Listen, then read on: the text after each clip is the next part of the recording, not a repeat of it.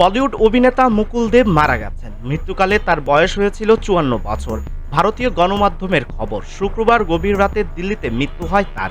বেশ কিছুদিন ধরেই তিনি শারীরিক অসুস্থতায় ভুগছিলেন বলে জানা গিয়েছে।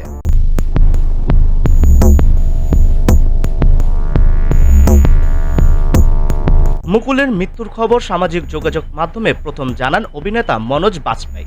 মুকুল দেবের অকম্মত মৃত্যুতে শোকের ছায়া নেমেছে বলিউডে।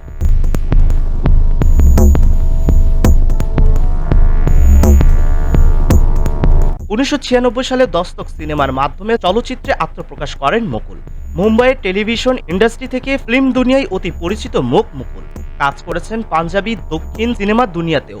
সন অফ সর্দার, ইয়ামলা পাগলা দিওয়ানা আর রাজকুমার এবং জয় হো সহ একাধিক হিন্দি ও আঞ্চলিক ভাষার সিনেমায় অভিনয় করেছেন মুকুল। টেলিভিশনেও তিনি ঘরবালি উপরবালি, কাহিনী ঘর ঘর কির মতো জনপ্রিয় ধারাবাহিকে অভিনয় করেছেন। এমনকি বাংলা বেশ কিছু সিনেমাতেও খলনায়কের চরিত্রে দেখা গিয়েছিল তাকে। এর মধ্যে অন্যতম জিতের আওয়ারা।